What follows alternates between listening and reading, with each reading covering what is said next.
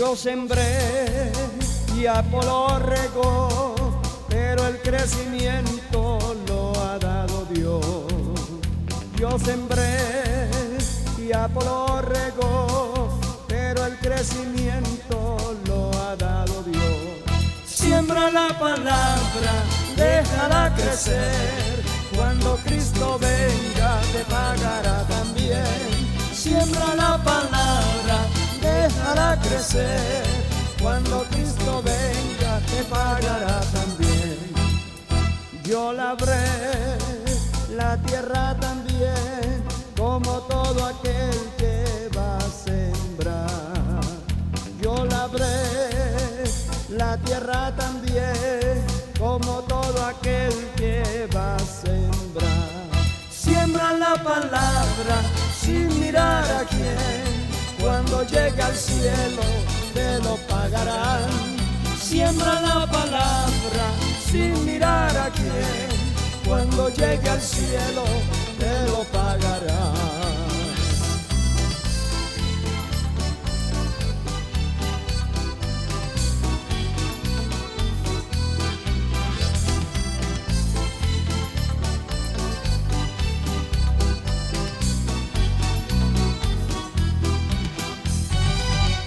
Yo sembré y Apolo regó, pero el crecimiento lo ha dado Dios.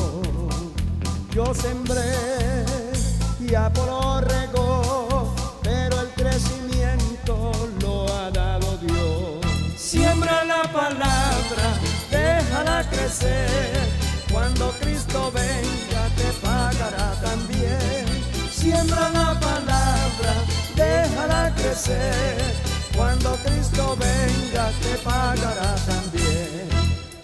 Yo labré la tierra también, como todo aquel que va a sembrar. Yo labré la tierra también, como todo aquel que va a sembrar. Siembra la palabra sin mirar a quién, cuando llegue al cielo te lo pagarán. Siembra la palabra sin mirar a quién, cuando llegue al cielo te lo pagarán.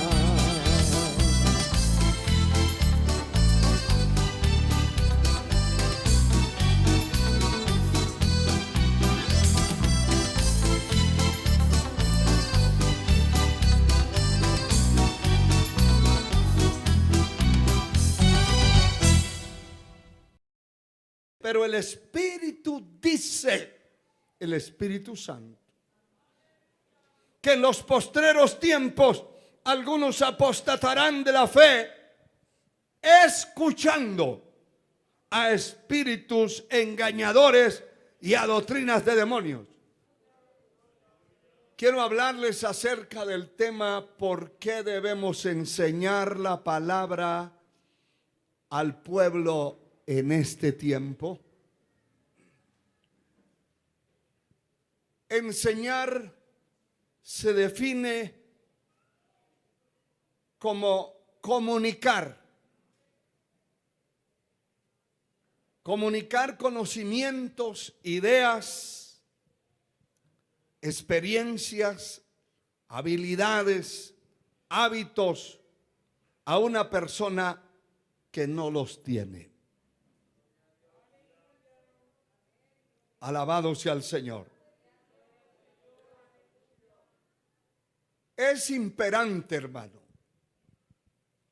y apremiante el tiempo que vivimos por la necesidad de enseñar la palabra, de predicarle al pueblo, a niños, jóvenes, mujeres y hombres adultos que puedan entender las escrituras, el camino.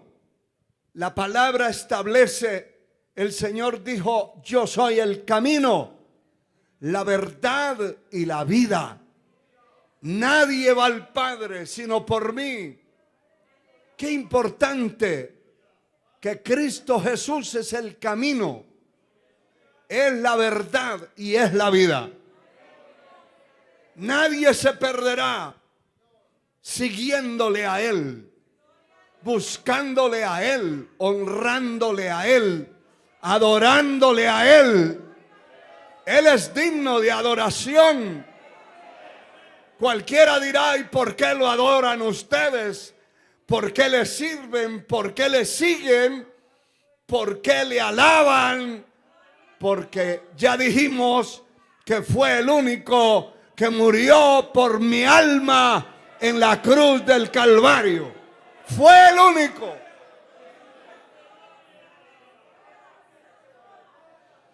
Y fue la única sangre, porque cualquiera puede decir: ah, yo también puedo morir por alguien que amo, por alguien que quiero. Pues puede morir. Y de hecho, que no dudamos que miles de personas hayan muerto alguien por otro, porque lo amaba, porque lo quería, etcétera. Pero esa sangre no era para redención ni para salvación. Porque la sangre de los machos cabríos, las ovejas, los corderos, las becerras que fueron eliminadas o sacrificadas para ofrecer culto a Dios, para que esa sangre pudiera redimir al hombre del pecado, sencillamente podía ocultar el pecado, podía apaciguar la ira de Dios a través del sacrificio que Él mismo había establecido con relación a ovejas, corderos, machos cabríos que eran sacrificados por el pueblo, y la sangre era rociada en el pueblo y eran perdonados, pero el pecado nunca fue borrado con millones y millones de corderos, de carneros, de toros, de ovejas que fueron sacrificadas. Inclusive hasta palomas eran sacrificadas cuando la familia era demasiado pobre y no tenía con qué llevar un cordero. Llevaba una paloma y la sacrificaban, y esa sangre era rociada para remitir el pecado sobre la víctima. El pecado era remitido sobre la víctima, pero la mancha del pecado nunca se borró.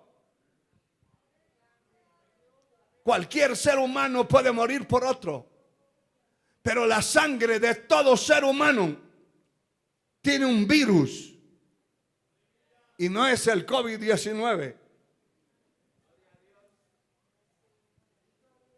Son miles y miles de veces peor que cualquier plaga que se haya hecho viral y que se haya convertido en una pandemia en la tierra, en la historia. Cualquier plaga no se puede igualar a la plaga del pecado. La Biblia dice que por cuanto todos pecaron, estábamos destituidos de la gloria de Dios. La Biblia dice que el pecado entró al mundo por un hombre. Y el pecado entró por uno y pasó a todos los hombres. ¿Ve usted ese virus maligno? Uno pecó, pero la contaminación del pecado de ese pasó a todos los hombres, por cuanto todos pecamos y estábamos destituidos de la gloria de Dios. Y la Biblia dice que la paga del pecado es la muerte. Dice la palabra de Dios: cada uno se apartó por el camino que mejor le pareció, y Dios cargó en Jesucristo el pecado de todos nosotros. Le estoy haciendo una introducción muy grande, amplia, de lo que significa la sangre de Cristo, para decirle que la sangre de Cristo no fue una sangre que venía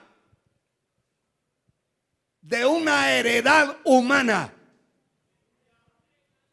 Cuando se le anunció a aquella mujer el nacimiento del Hijo de Dios que iba a hacerse carne, la Biblia dice: el santo ser que nacerá será llamado Hijo del Altísimo.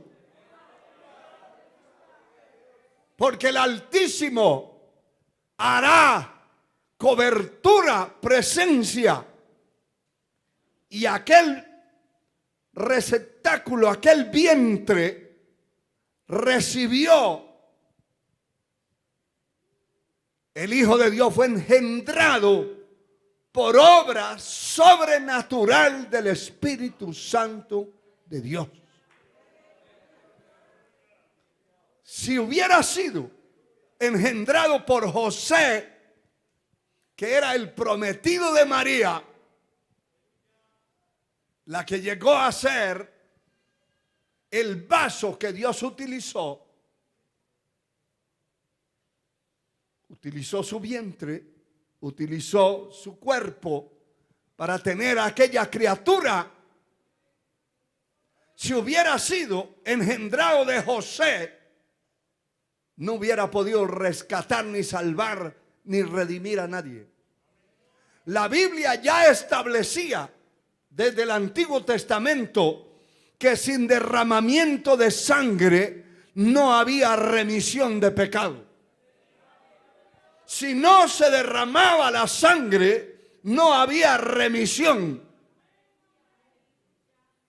Pero la sangre de Cristo no fue traída por voluntad humana, lo que quiere decir que la sangre de Cristo era sin mancha, sin contaminación, sin relación con el pecado.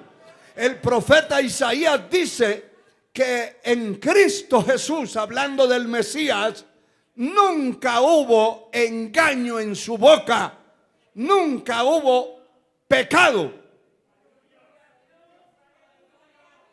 La persona de nuestro Señor Jesucristo, el escritor a los Hebreos dice que Él fue tentado en todo como hombre sin pecado. Es decir, no pecó, porque la naturaleza divina que poseía le impide pecar. No es como nosotros, que venimos de una naturaleza caída y con un virus del pecado adentro, de tal manera que el virus del pecado, desde el niño, cuando ya tiene el niño unos pocos meses de nacido, ya está imponiendo su imperio. Ya la madre tiene que empezar a corregirlo, porque él quiere imponer su imperio, porque tiene el virus de la maldad dentro. Por eso usted ve que hoy, en el tiempo que vivimos, niños de 7 años ya están pensando en mujer, en tener novia. Niñas de 8, 9 años ya han tenido hijos.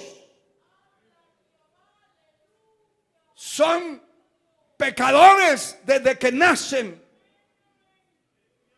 Todos nosotros desde que nacimos éramos pecadores. El pecado se fue desarrollando sin necesidad de hacer curso para pecar. Pecamos. Nacimos caídos. Nacimos pecadores. La Biblia dice que la desobediencia está ligada al corazón del muchacho. Ligados. La muerte espiritual nos mató. Por eso la persona, cuando ya crece y llega a una edad de entendimiento como persona, si conoce a Cristo, tiene que pedir perdón por su pecado y recibir a Cristo en su corazón, en su alma. Y entonces la sangre de Cristo, el Hijo de Dios, nos limpia de todo pecado.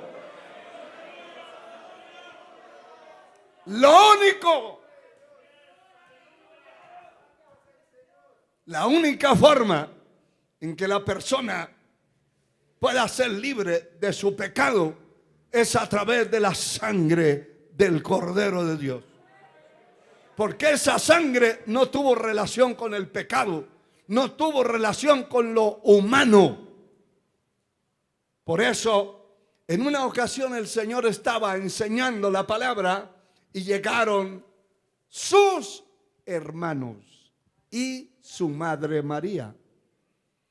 Y los que estaban afuera, porque había una multitud, le llamaron para decirle, le mandaron un mensaje: maestro, afuera está tu madre y tus hermanos y te buscan, te procuran. Deje la reunión y salga a atenderlos. ¿Y sabe qué dijo él? ¿Se acuerdan qué dijo? Mi madre y mis hermanos son los que hacen la voluntad de mi Padre que está en los cielos. Desde niño él supo, porque cuando tenía 12 años la historia secular inclusive dice que lo hallaron en el templo en Jerusalén discutiendo con los doctores de la ley, los intérpretes de la ley, y los tenía con la boca cerrada y pasmados, asombrados de ver que ese niño tenía una sabiduría extraordinaria, más que todos los intérpretes de la ley. ¿A qué le hago referencia? Que cuando lo encontraron después de varios días de extraviado, porque no era que iban en carros, eran caravanas de miles de personas que se conducían para ir a Jerusalén a adorar en las fiestas establecidas por la ley. Y él se extravió, pero no es que se extravió porque estaba desubicado. Sencillamente se salió de la multitud y se fue para la sinagoga. Y era un niño. Lo buscaron y lo buscaron. Y cuando lo hallaron, María y José lo hallaron. Y María le dice: ¿por qué nos has hecho esto? ¿Cómo es que no dijiste que te venías aquí al templo? Y él le respondió: ¿no sabes que en los negocios de mi padre debo andar? Nunca reconoció a José como padre, porque nunca fue su padre. Alabado sea Dios. Qué importante entender que la sangre de Cristo es una sangre limpia, pura. Y el escritor a los hebreos nos maravilla cuando dice que Cristo entró al lugar santísimo no con sangre ajena, sino con su propia sangre para presentarse ante Dios.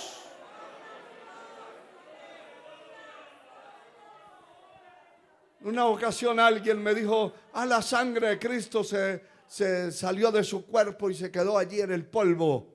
Eso no es cierto. Esa sangre no era de la tierra. Esa sangre A través de esa sangre fue vencido el imperio de la muerte.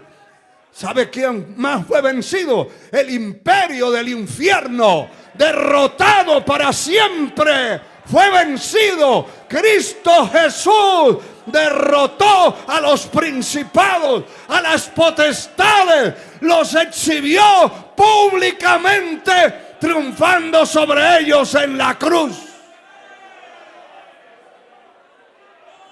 ¡Qué maravilla! Levante esas manos y alabe ese nombre. No lo venció Pablo, ni Juan, ni Pedro.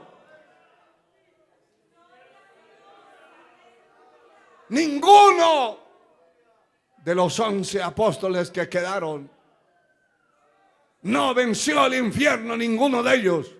Cristo Jesús venció a las potestades, a los principados, y los exhibió públicamente, triunfando sobre ellos en la cruz.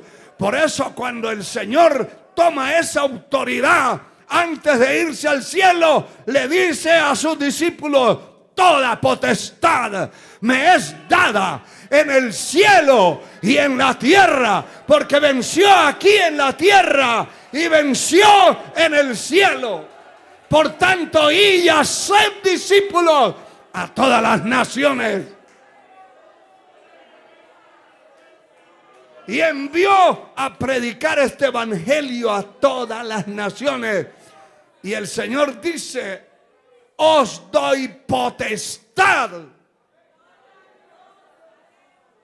A usted y a mí, y a todo el que pertenezca al cielo, el que pertenezca a Cristo, tiene poder, autoridad. Os doy potestad de hollar serpientes y escorpiones y contra toda fuerza del enemigo, y nada os dañará. Ese poder lo tiene usted.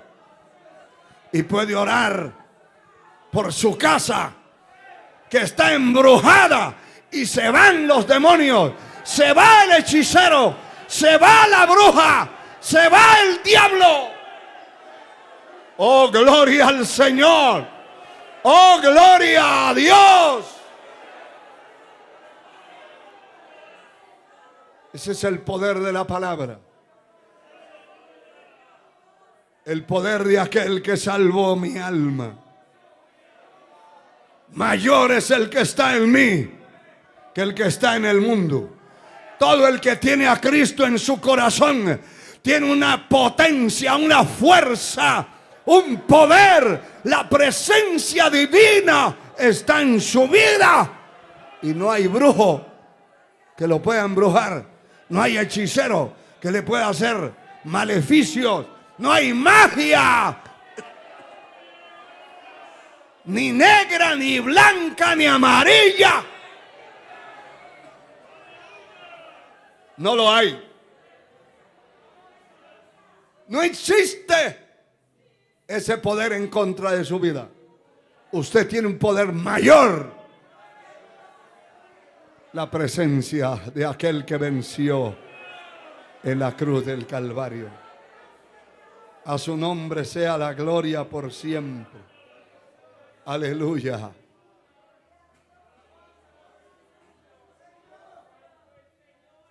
Y mire, hermano, la palabra se ha enseñado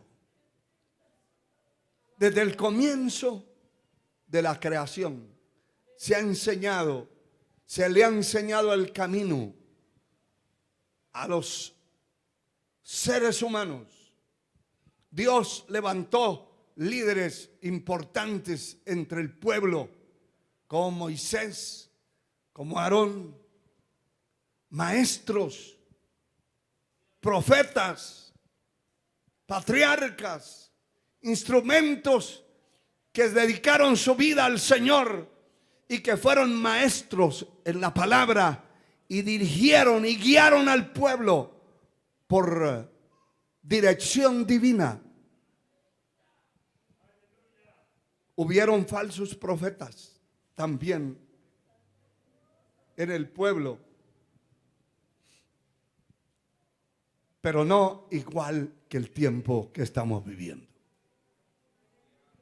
El tiempo que estamos viviendo es un tiempo peligroso. Peligroso. Si usted no busca a Dios, no ora, no ayuna, no lee la palabra, no se congrega, es una víctima en potencia. Es un objetivo del enemigo. Según la historia de las ovejas, literalmente hablando, el lobo,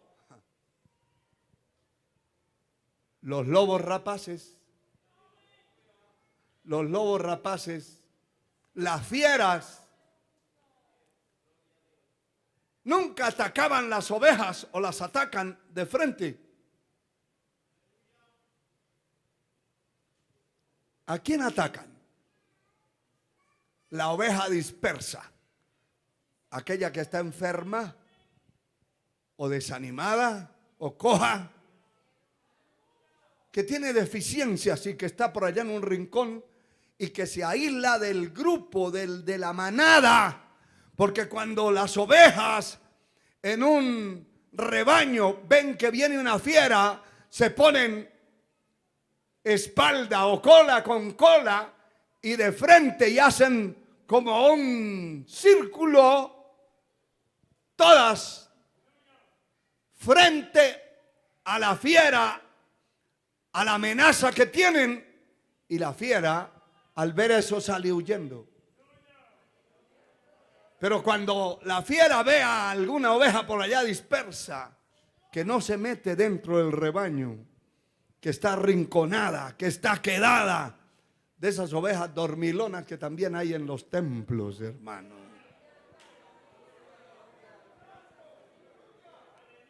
Hoy no vinieron los dormilones, ¿verdad? Hoy vinieron los despiertos. Que me alegro. Alabado sea el Señor.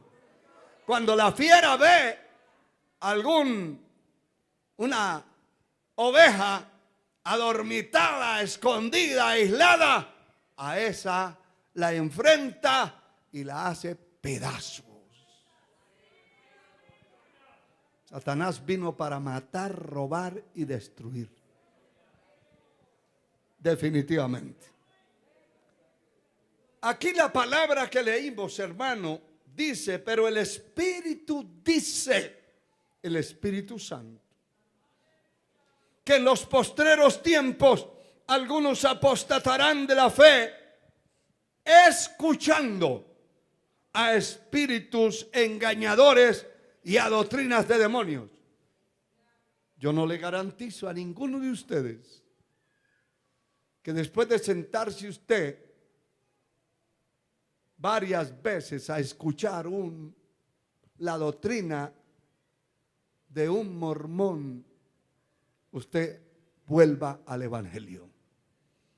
Y hay gente que dice, no, pero yo tengo mucha experiencia. Aquí no vale la experiencia, aquí vale la guardia. Hay que poner guardia alrededor de su vida. ¿Por qué? Porque primera de Pedro 5:8 dice, sed sobrios y velad. Eso es estar en guardia. Porque vuestro adversario, el diablo, anda alrededor buscando a quien devorar.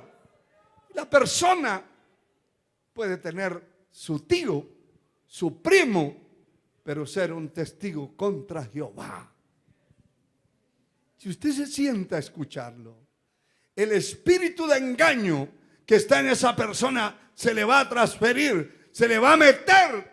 Y cuando usted se da cuenta, empieza a decir, nunca había entendido que yo no tengo alma. Entonces se le metió el demonio. Sí, hermano. Aquí dice la palabra que la forma de transferirse o de meterse o de tomar posesión es escuchando a espíritus engañadores y a doctrinas de demonios. Y mire, hermano, lo que está escrito en Romanos capítulo 1, Romanos, la epístola a los Romanos capítulo 1, el versículo 22.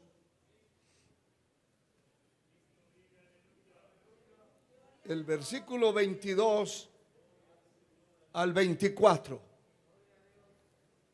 Romanos 1, 22. Profesando ser sabios, se hicieron necios y cambiaron la gloria de Dios incorruptible en semejanza de imagen de hombres corruptible, de aves, de cuadrúpedos y de reptiles. Por lo cual también Dios los entregó a la inmundicia en la concupiscencia de sus corazones, de modo que deshonraron entre sí sus propios cuerpos, ya que cambiaron la verdad de Dios por la mentira, honrando y dando culto a las criaturas antes que al Creador, el cual es bendito por los siglos. Amén.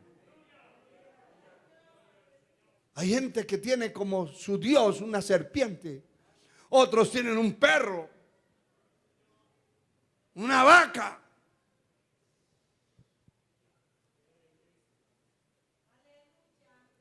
En una ocasión,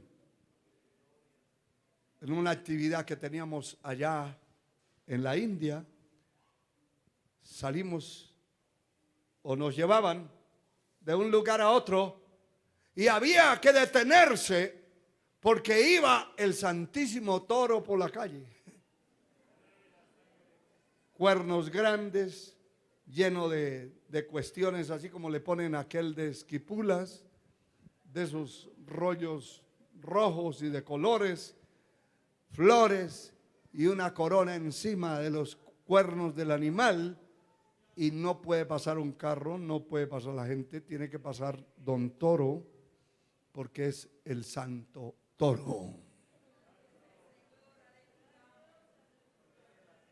Aquí dice que cambiaron la gloria de Dios por aves, por cuadrúpedos, por animales, por la adoración a criaturas, a hombres, a seres humanos. Dejaron la adoración al Creador para adorar a cualquier otro.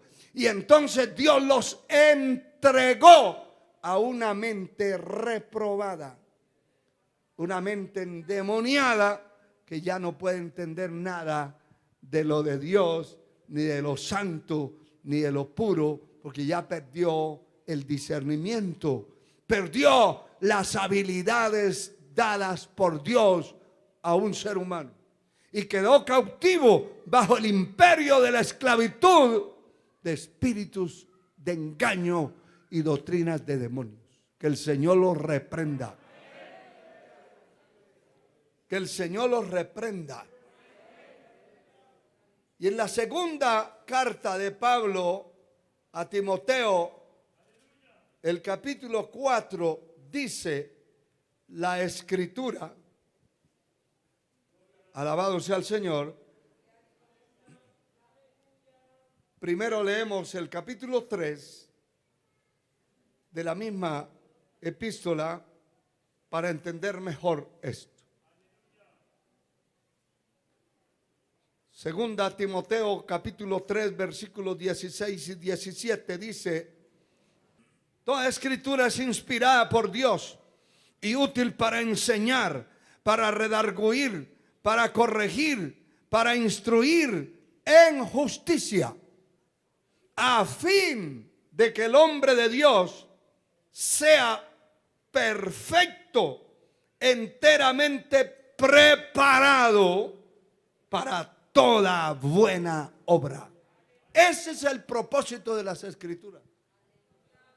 El propósito de usted venir a un culto no es simplemente decir, hoy es un día de iglesia y tengo que correr al templo a cantar. No, ese es el propósito. Esa no es una rutina ni es una religiosidad. El propósito es que Dios le hable, que vaya perfeccionando su vida, que la palabra le hable en contra de la mentira que practica, para que deje la mentira.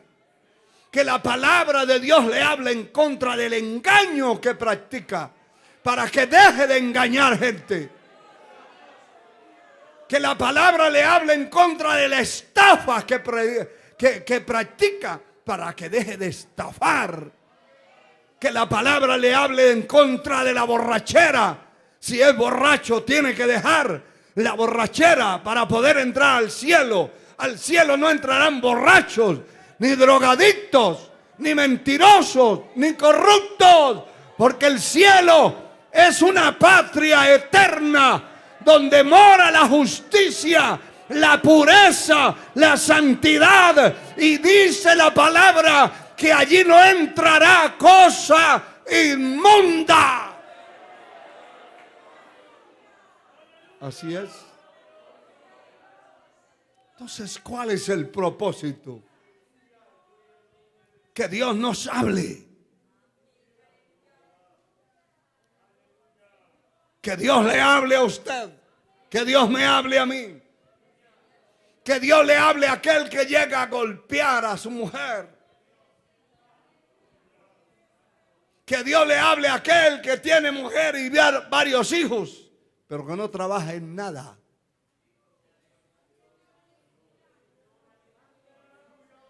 Todo eso se corrige dentro del Evangelio. La palabra nos enseña. Tiene una diversidad de enseñanzas que vamos a adquirir el conocimiento que necesitamos. A fin de que el hombre de Dios sea perfecto, enteramente preparado para toda buena obra. Y el capítulo 4 del mismo libro, ahí en la misma página donde está, dice, verso 1, te encarezco delante de Dios y del Señor Jesucristo, que juzgará a los vivos y a los muertos en su manifestación y en su reino, que prediques la palabra, que instes a tiempo y fuera de tiempo, redarguye, reprende, exhorta con toda paciencia y doctrina.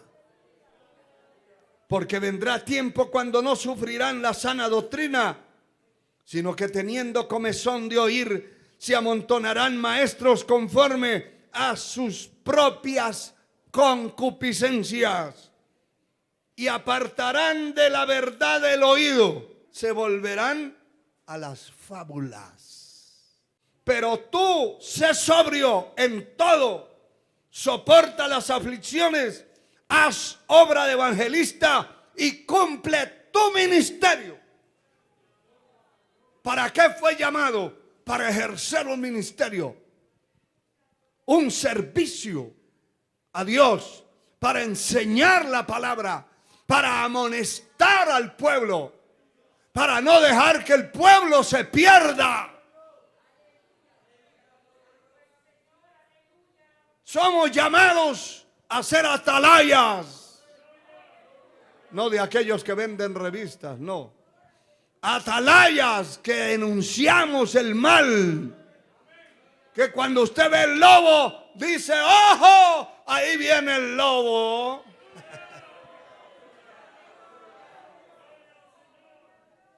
Ahí viene la fiera destructora.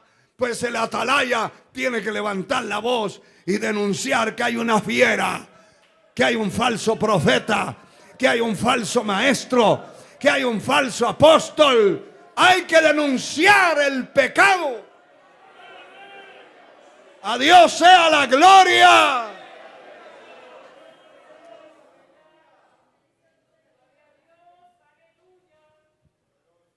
Mire lo que está escrito en Colosenses, la epístola a los Colosenses. Alabado sea Dios. Después de Efesios, después de Filipenses, está Colosenses.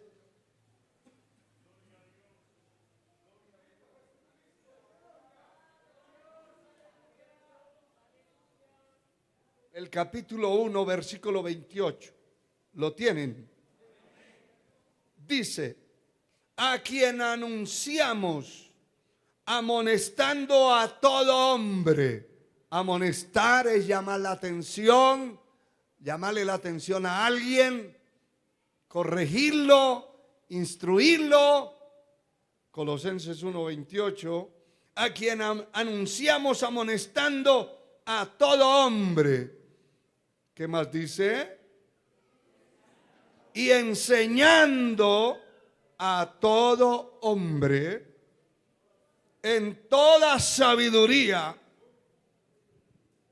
a fin de presentar perfecto en Cristo Jesús a todo hombre. Ese es el propósito de la enseñanza. Ese es el propósito de una iglesia. Una iglesia no es simplemente para reunirse. Hoy se han convertido congregaciones en clubes sociales. Es un compartimiento social. Los mensajes que se predican son 10 minutos, 15 minutos y fríos y apáticos. Y cuestiones de la mente humana, no basados en la palabra. Hoy hay predicadores que pasan a los altares con un celular y ahí es que leen la Biblia. Uno no sabe si están leyendo la Biblia o qué están leyendo. La palabra hay que demostrarla. Hay que demostrarla. Y hay que decirle: busque. Como le estoy diciendo, busque. Que sus ojos comprueben que sí está escrito.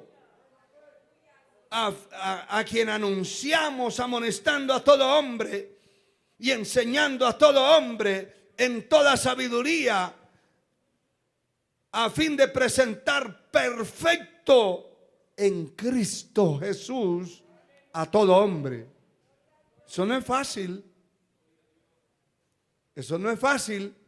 Si no le es fácil a un maestro de escuela estar corrigiendo, que ahora la corrección que hacen las escuelas es muy superficial. No lo pueden ni siquiera decir siéntese, porque ya le ponen una demanda. Es que me gritó, me mandó a sentar, me faltó al respeto y ya tiene una demanda. Tiene que poner un abogado para salir de la cárcel, porque mandó a sentar al zángano que no se quería sentar. Si le cuesta a un maestro de escuela bregar con tanta gente torcida, con tantas ideologías que llegan allí, le cuesta, cuanto más la iglesia donde se enseña la verdad. Esto cuesta, porque aparte de predicar acá públicamente a todos, hay que llamar uno por uno. Hay que llamar al que anda torcido, hay que corregirlo y hay que meterlo a la palabra para que se enderezca. Alabamos a Dios. Alabamos a Dios. La palabra es viva y eficaz. Hebreos 4:12. Hebreos 4:12, unas páginas más adelante, dice esta escritura lo siguiente: porque la palabra de Dios es viva y eficaz, y más cortante que toda espada de dos filos. Es una espada de dos filos que penetra hasta partir el alma y el espíritu. Eso es lo más profundo que el hombre tiene. También penetra esta palabra las coyunturas, a los tuétanos, y discierne los pensamientos y las intenciones del corazón. Para eso es la enseñanza, para que Dios nos tope, que el Señor nos redarguya, nos reprenda. Alabado sea el Señor. Para que el Señor nos afine, nos limpie. A su nombre gloria. Y el capítulo 44 del profeta Ezequiel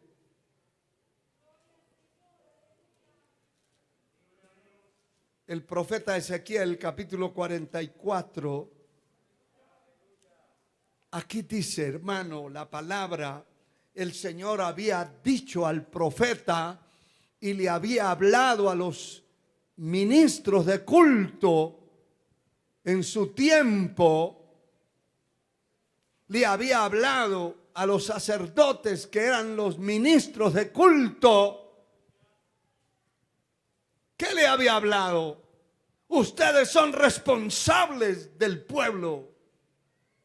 Y sabe una cosa, aunque usted no lo crea, yo soy responsable de lo que aquí pase.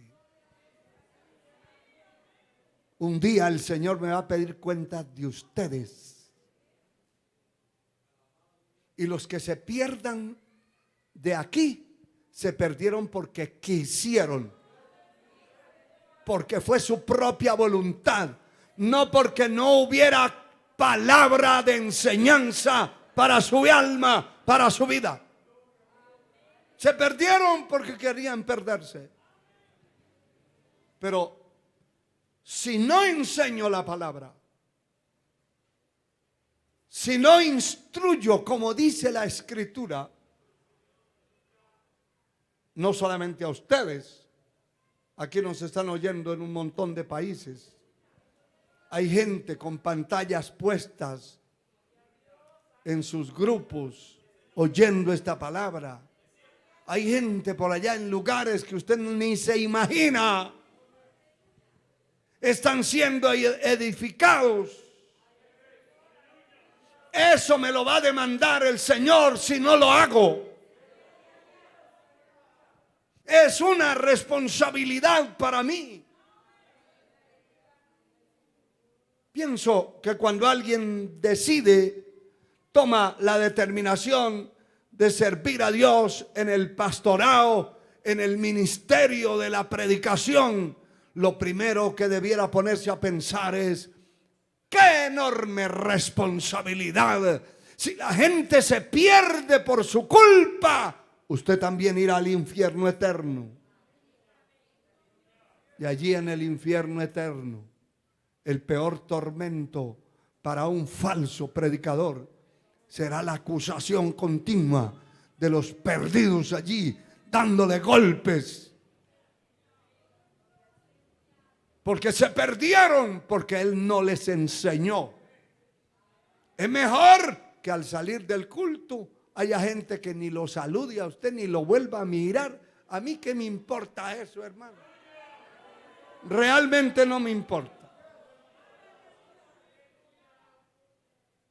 Hay gente que cuando se ha enseñado la palabra y ha caído la palabra fuerte, pasan por el lado de uno.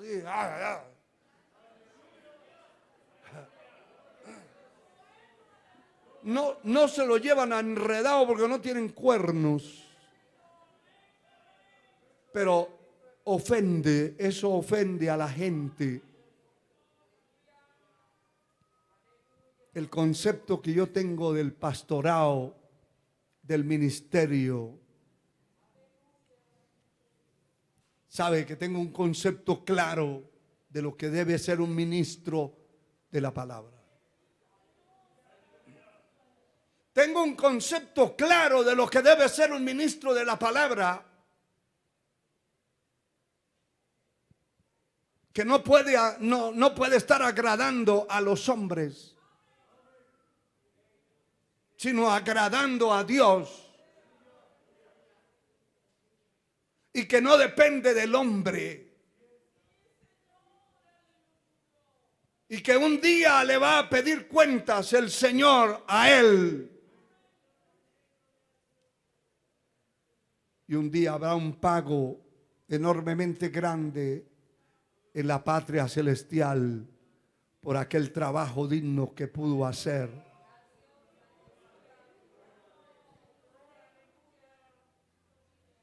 Pero debe tener un concepto claro que toda vez que predique la palabra, habrá gente que murmurarán en su mente, se enfurecerán, hablarán mal,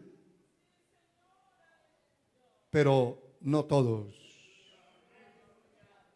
Hay un pueblo en toda la tierra, hay un remanente en toda la tierra, en todos los confines de la tierra hay un remanente que ama esta palabra, aman esta verdad y oran a Dios para que esa verdad no cambie. Mire lo que el Señor le dijo a estos ministros. Capítulo 44 del profeta Ezequiel, versículo 23. Enseñarán a mi pueblo a hacer diferencia entre lo santo y lo profano, y los enseñarán a discernir entre lo limpio y lo no limpio. ¿Cómo puedo yo hacer para enseñar al pueblo, la gente que está bajo mi responsabilidad, que entienda? Tengo que mostrarle lo que es inmundo, lo que es sucio, lo que es corrupto y lo que es santo. Tengo que mostrarle que el pueblo de Dios no puede ser corrupto. Dentro del pueblo de Dios no deben haber borrachos, ni drogadictos, ni perversos, ni mentirosos, ni estafadores, ni prostitutos, ni parranderos.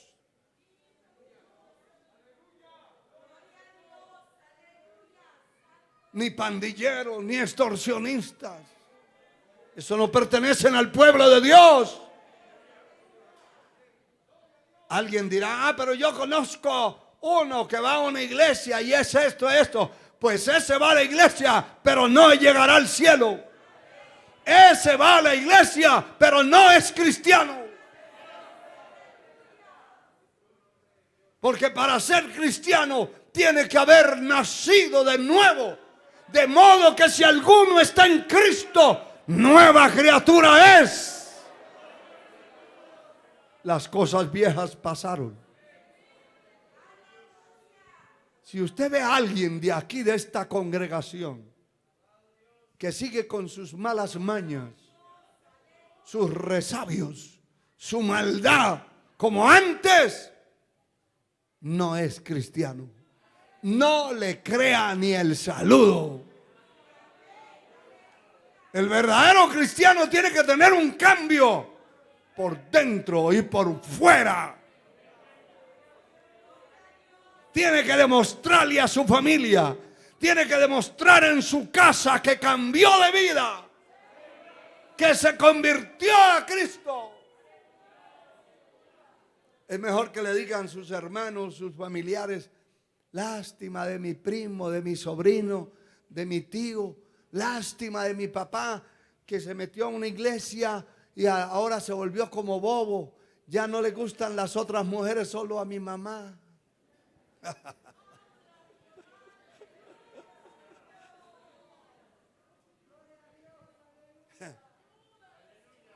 Lástima de mi mamá, porque era tan alegre, parrandera. Aquí llegaba a la madrugada. Saber de dónde venía, pero llegaba.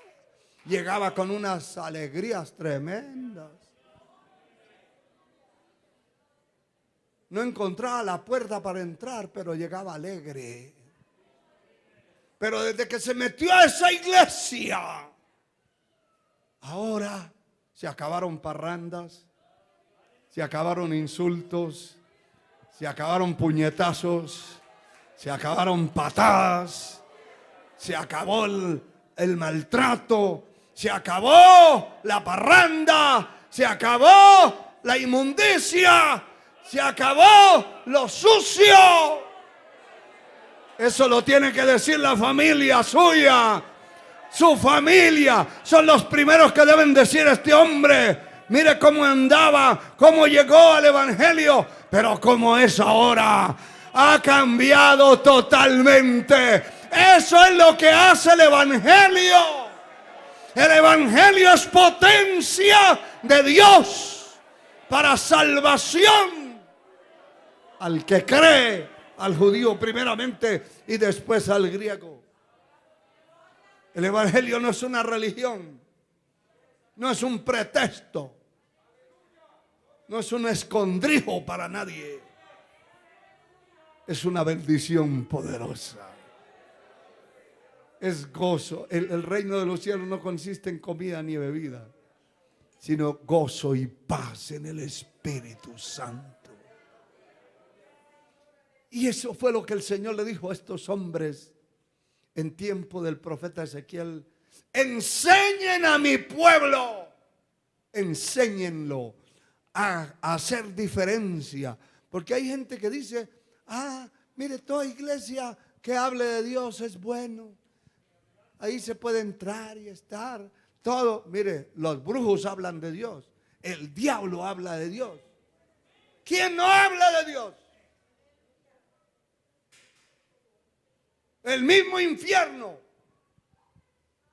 Pero para eso hay que enseñar. Hay que enseñarle al pueblo. Usted tiene que aprender por las escrituras.